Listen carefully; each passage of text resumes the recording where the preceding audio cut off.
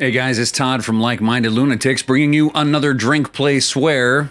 It's all we do around here. It's all the instruction manual and accompanying warranty card told us we should do around here. Welcome back to the channel. Welcome back to Drink, Play, Swear, and welcome back to Like-Minded Lunatics. We're glad you're here. Like-Minded Lunatics is not just Drink, Play, Swear. It's a ton of stuff from a few creators. One of my favorite parts of the Like-Minded Lunatics universe is Friday Night Videos. Friday Night Videos, you can find a playlist right there. My buddy and writing partner Mark Gifford is putting out brand new stuff every Friday. They're fantastic. Sometimes he's going to sit through and compare a piece of music to a poem and explain its relevance. Sometimes he's going to put on a wig and down a six-pack of beer or overalls. He did put on overalls that one time. So lots of stuff on the channel. We are glad you're here. Well, what is Drink, Play, Swear? What are we doing here? Drink, Play, Swear is exactly what it sounds like. Around here, I play a game, usually a classic one, although you'll see not a classic one today. Pair it with a beverage, and I tell you a story. Before we get going, big shout out to Like-Minded Lunatic Denise. That's right, Denise. From my dental hygienist, Denise, from my dentist, Dr. Chu. And look, you guys did real good. Look, they look great, don't they? Yeah, well done, you guys. Denise and Dr. Chu are new Like-Minded Lunatics, I hope. And so they're here to hear about some Marvel stuff. And that's right, we are talking Marvel, all Marvel today. Marvel game, Marvel story. We're marveling it up. Why? Well, there's a few reasons, but one of them is that today, Wednesday, the day this is going up, June 9th, is Loki Day. That's right. Disney Plus is releasing the first episode of the Loki series, and I'm so excited about it, so I thought I would celebrate with a little Marvel. But there are other reasons too. Some of them are pure and innocent, and some of them are sinister, because I'm a little bit of both. What are we going to do with this game, Marvel Ultimate Alliance 3, The Black Order? We're going to pair it with another. Well, this drink is very dark. It's a Jim Beam and Coke, and I'm going to call this the Black Order because that's what I'm looking for from it. So get yourself a beverage. Let's play a game, and I'll share a story with you.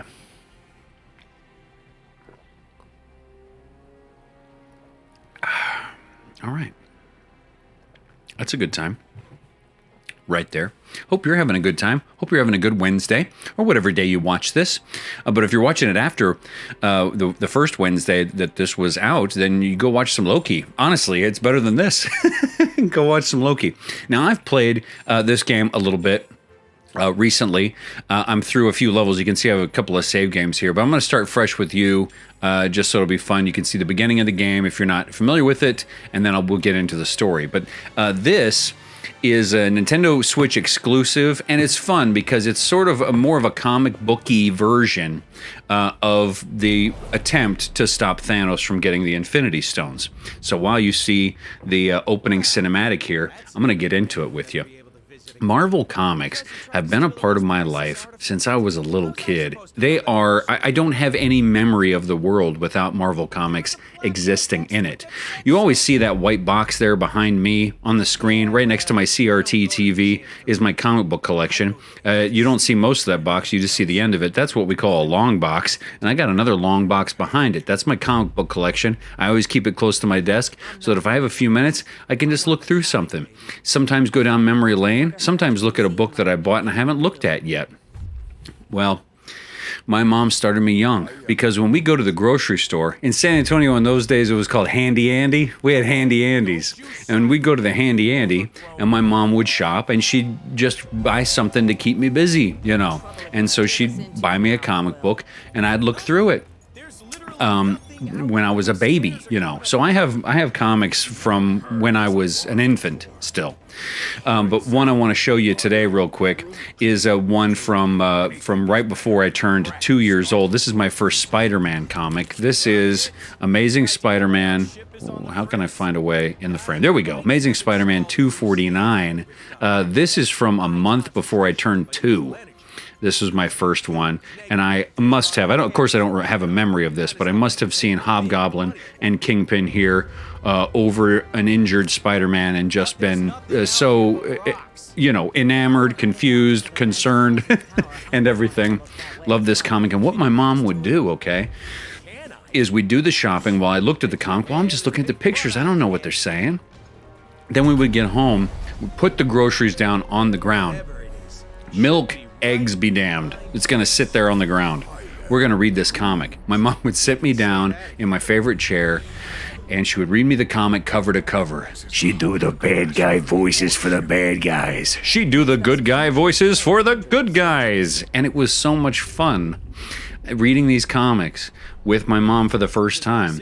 And then, only then, after we finished it for the first time, would I run off to my room and look at it again to really get into the illustrations and all of that, and try and look at some of the letters or sound out the words. And then she would go, well, about whatever, putting away the groceries and maybe think about start cooking dinner. So that goes on for years with me and my mom. I didn't go to daycare. I didn't go to preschool. I was home with my mom.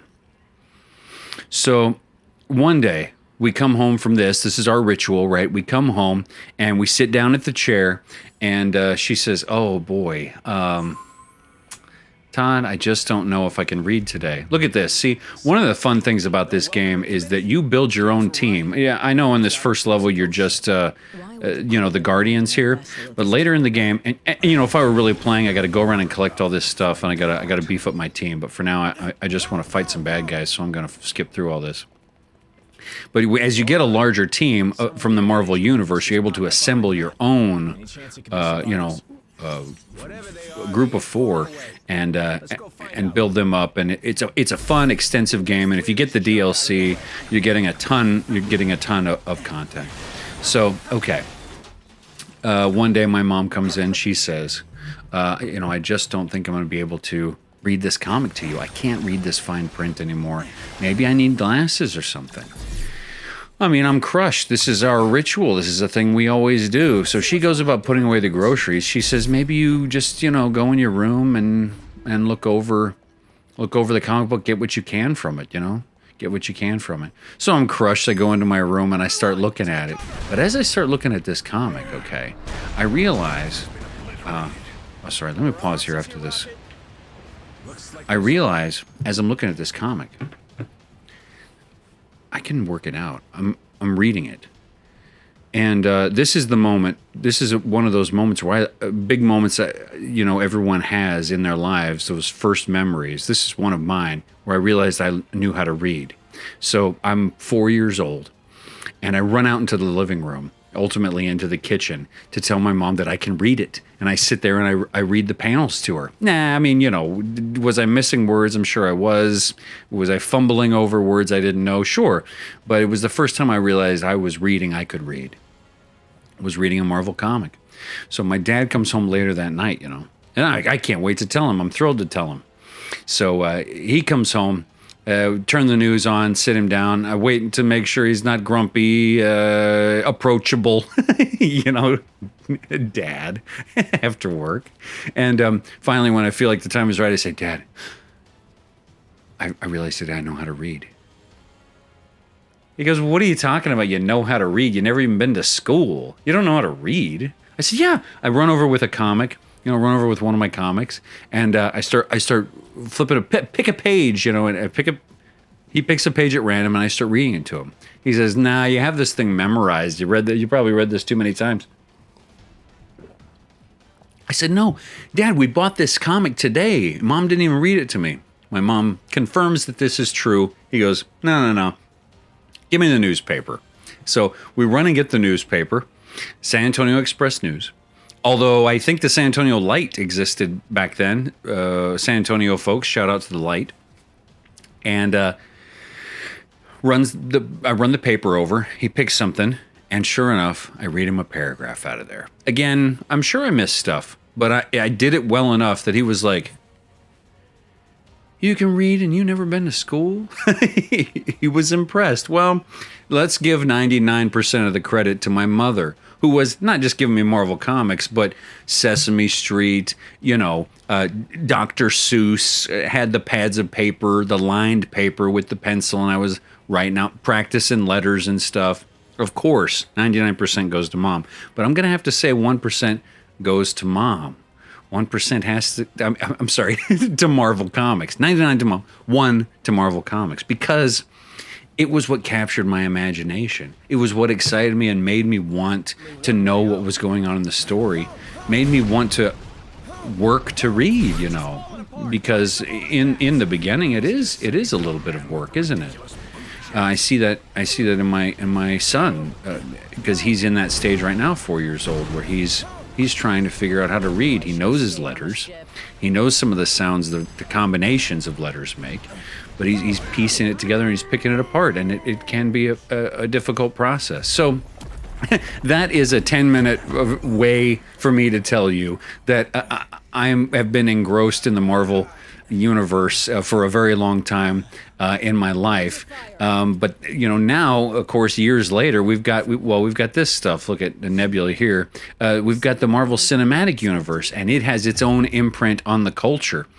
Well, what do I think about that? In case you're wondering, I think it's fantastic. I have loved almost all of these movies in the Marvel Cinematic Universe. I got a boss battle here, so I'm going to pause it and spend some time with you and with my beverage, but we'll come back to fighting Nebula in a moment. So, I've embraced the Marvel Cinematic Universe, but not everyone has, right? Not everyone has, and I was debating whether I was going to get into this today, but I feel like I'm going to have to do it. I am going to do it. I don't know why I'm pretending I'm not to. Let's address one of the elephants in the room, and that is Martin Scorsese. Okay. Martin Scorsese has said on a couple of occasions some disparaging things about the Marvel Cinematic Universe. What am I to do with this? What am I to do with this as a fan of his? Because I'm going to say up front, I am not a troll. I am not going to try to trash anybody. I am not going to be unfair and use hate and anger and all kinds of, paper-thin rhetorical devices to make other people feel bad. What I want to do is talk this through a little bit. And so, that's one of the other reasons why I wanted to do this today, is I want to talk about Scorsese, and I want to talk about the worth of this stuff. Not because I want to try to change Scorsese's mind. I'm not going to do it. And he'll never see this anyway, so it doesn't matter. But just try to piece through, as a fan, what it means to me that an amazing filmmaker doesn't have much respect for these movies. He says that they're not cinema, is what he said. He also said that there's something else beyond cinema, that they're roller coaster rides. Okay. Well, there is no way I'm going to be able to give a better definition of cinema than Martin Scorsese. Stay in my lane, right? I should stay in my lane. So I'm not trying to convince him today, but I am trying to talk about it for you Marvel fans. What are we to take from this? What are we trying to figure out? Well, I guess I just want to walk through my experience and talk through it a little bit, because for me, Marvel Comics was the reason I started reading, was the reason, part of the reason at least, that I took an interest in storytelling, part of the reason why I went on to go to school, to go to college, to go to grad school, and ultimately to choose the teaching of writing to be my career and a lot of my life. And of course, if you're going to count this, the storytelling that I do here, it's a huge chunk of my life.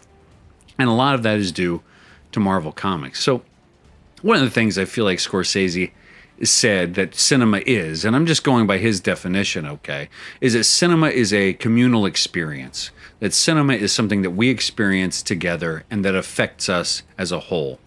He has said that the whole Netflix thing is a viable format, and so he leaned into Netflix, and he's doing the at-home streaming thing, especially because of COVID. What are you going to do? But he said that, of course, the cinema experience, and that is the theater experience, is important to true cinema. Okay. Well, I don't know if you've seen this footage, but I've watched it like 5 or 6 times. It's amazing. And that is some folks at the premiere of Avengers Endgame filmed the audience reaction. And it's just, if you're a Marvel fan, it's one of those things. If you're in a bad mood, you're in a grumpy mood or something, and you need to put yourself in a good mood, watch it. So, Mark, if you have access to it, please show the clip of folks reacting to Avengers Endgame now.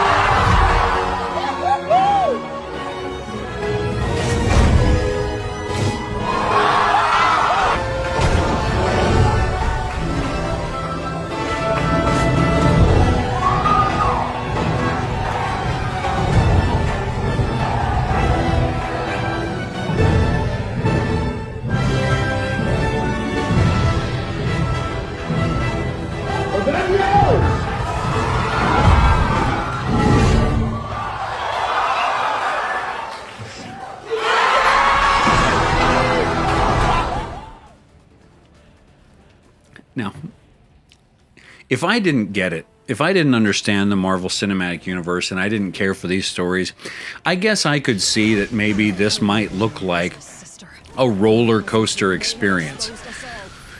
But I'm going to tell you, this isn't like a tour at Universal Studios when I watch a Marvel movie and when I saw Endgame. This was an emotional experience tied to my devotion to understanding character and to understanding the events and to understanding what heroes had been through.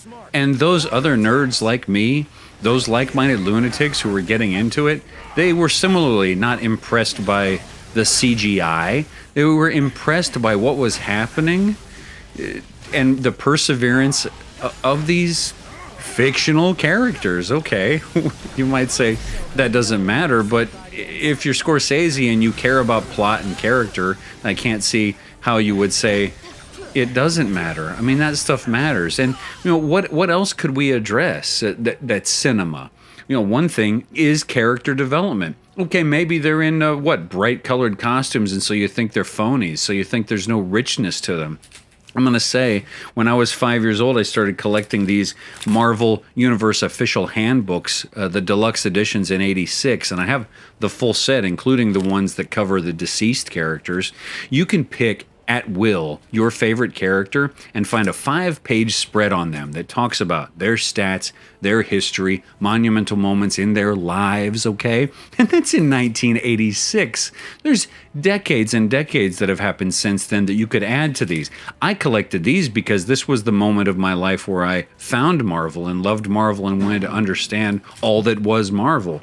But these things are living beings that continue to change and to exist. If you're talking richness of character, I would have to think it's cinema. If you're talking communal experience that means something to people, I would have to think it's cinema. But okay, I don't know.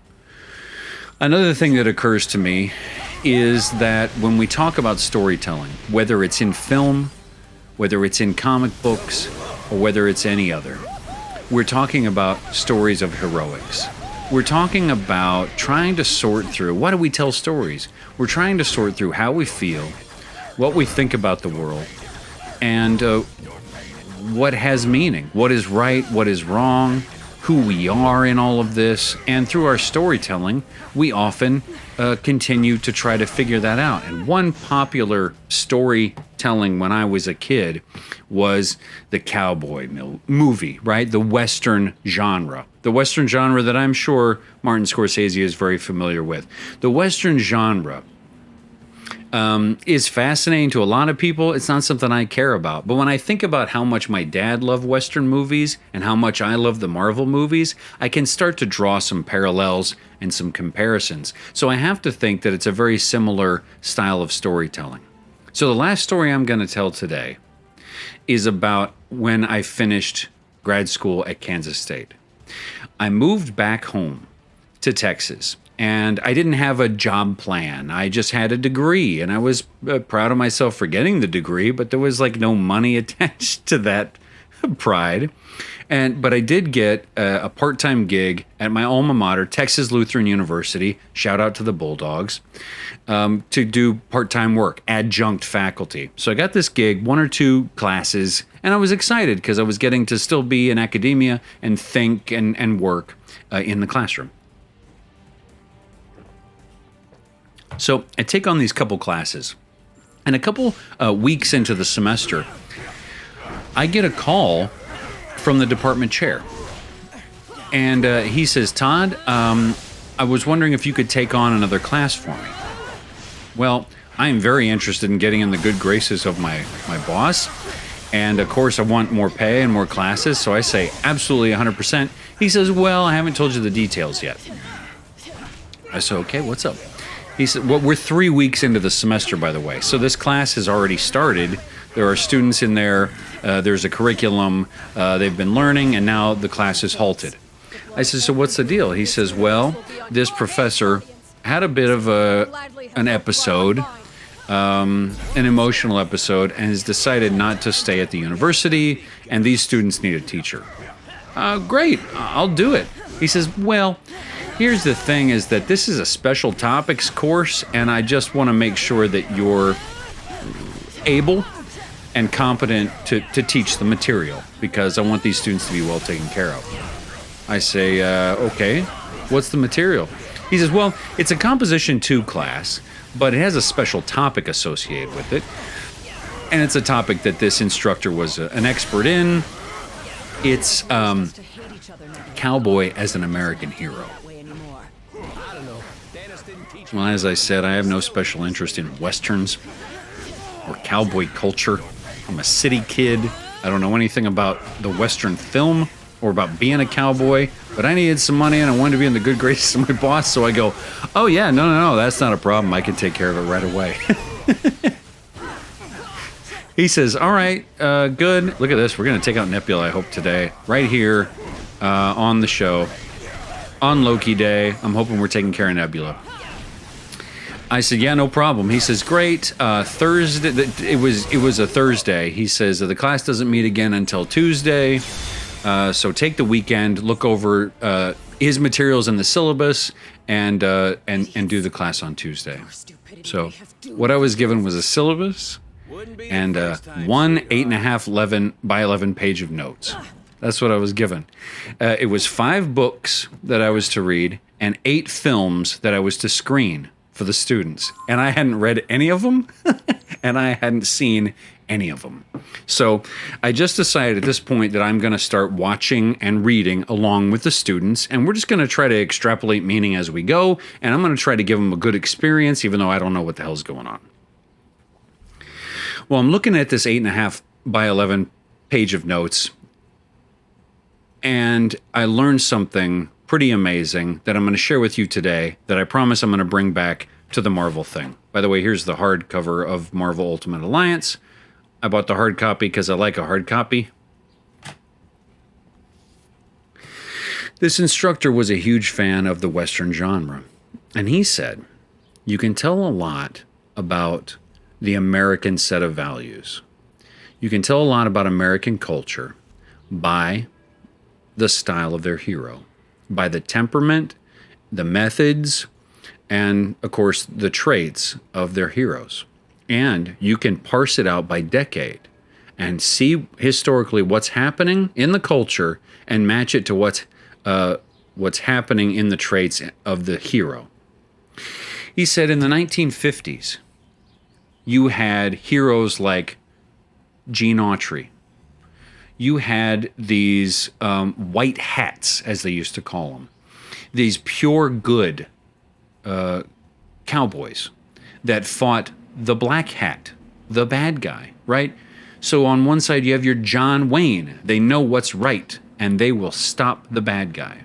Well, where does that come from? In his notes he says where it comes from is the fact that after World War II, we saw ourselves as purely good and we defeated the bad guys. We defeated the Nazis. Well, actually the Russians kind of defeated the Nazis, but we did take care of the Japanese, and we're going to take a little credit for it because we're writing our own narrative here. And so we entered the 50s feeling like the white hat. And so, of course, you're going to start telling stories in your film about heroes that are purely good. And so our love for ourselves after World War II is reflected in the values of the cowboys, which was the predominant genre of hero storytelling in the 50s. But what happens then as events start happening and as things start changing in the culture? The hero, the cowboy hero, changes. So just 20 years later, in the 1970s, you have a stark difference in these heroes. Clint Eastwood. Clint Eastwood is the hero in the 70s cowboy films. Why? Well, in this 8.5 by 11, I learned handwritten chicken scratch. I feel like I'm when I was looking at this, I look like I'm looking for the the grail. You know, I'm like trying to read Sanskrit or glyphs. You know, trying to understand what's happening, unlock a mystery so I can teach this cowboy class. It says that yes, in the 70s things were different. Why? Because all of a sudden the people didn't trust their government. They didn't trust their president as much because of what? Another war, Vietnam. And so here we were in Vietnam. We'd gone president after president, and the people were wanting out, or many people were wanting out of Vietnam, and they didn't trust their government as much anymore. They didn't trust their president as much, to be honest, to know exactly what they knew about what was happening. And so what do you have? You have a different kind of hero. So with the 50s style heroes, you had, the Boy Scout. You had the pure good. But in the 70s, all of a sudden, you have the vigilante, right? The vigilante is going to find justice where justice isn't found through the law. And what he said in this is that this pervades much of culture. And as a comic book nerd, when I began to think of this, I immediately saw that I thought he was correct. Whereas you got John Wayne in the 50s and you got Clint Eastwood in the 70s, right? The Boy Scout and the vigilante. All of a sudden, I'm starting to think about other times I can witness this in the DC comics. Superman, the Boy Scout, Batman, the vigilante. In the Marvel Comics universe, Captain America, the Boy Scout, Well, you can pick whoever you want to be the vigilante. There are plenty of them in Marvel, but I'm going to pick Iron Man because they're both Avengers and they had that whole Civil War debacle. But right, because Iron Man was so rich, he decided he wasn't going to give in to the federal government's desire to have the Iron Man machine. This swing, this pendulum swing of what we want from our heroes says a lot about us. And the last line that I saw that was important to me from this instructor's writing was that the things that we see in the heroes on film, that's a mirror to look at the culture. That's a mirror to look at the culture. Wow. That said a lot to me. And so how am I going to piece this together and talk about Scorsese? Well, in the end, what I want to say about it is that I don't think storytelling has changed all that much over time. I think that the cinema experience is just as powerful for the lovers, for the viewers who watch it, as evidenced by that endgame footage. I'm going to say that the richness of character is still thorough, as evidenced by some of this other stuff I was talking about. And I'm going to say that the way that we tell stories and the way that we depict heroes pushing through trials and tribulations in Marvel Comics and in any other genre of film storytelling, even the cowboy genre, is the same. So, look, in the end, I'm not gonna persuade Scorsese, and I'm not trying to. What I'm trying to do right now at my nerd table, I'm at the nerd table in the lunchroom, right? As we're playing Magic the Gathering or whatever you were doing. What I'm saying is, if we're rejected by the Scorseses, I'm going to draw a metaphor and say that he's the high school quarterback, or, the cheerleader, the head cheerleader that we were wishing, even if we never dated, just wishing would give us a wink, give us a nod, give us some acknowledgement. I'm going to say to Scorsese, to the high school quarterback and the head cheerleader, and I lump them together. I'm going to say, you know what? Honestly, it would have been nice to have your appreciation. It would have been nice, and we would have accepted you, and we would have been friends with you. But you know what? We can do without you. We're going to be just fine. We're over here doing our thing, and we're having a real good time. And so I think when Scorsese says it's not cinema, it might be what he's saying is he's saying it's not for me. And so my response to that would be, you're right. It's not for you. And don't let the door hit you. I'm sorry. Don't let the door hit you. Go do something else. And you do wonderful things. I'm going to go visit your place sometime. But right now, right here, I don't feel the need to convince you. Obviously, I do feel the need to walk through these things to self-validate. But in the end, this stuff is wonderful for me. It's given me a lot of joy over the years, and I appreciate it. So if you also appreciate that stuff, I hope you enjoy Loki, and I hope you enjoy all the next wave of Marvel stuff coming out. So this tribute to Marvel this day, let's wrap it up by finishing up our beverage. Thanks for joining us here at Like Minded Lunatics and Drink, Play, Swear. Between now and the next time I talk to you, I'm Todd.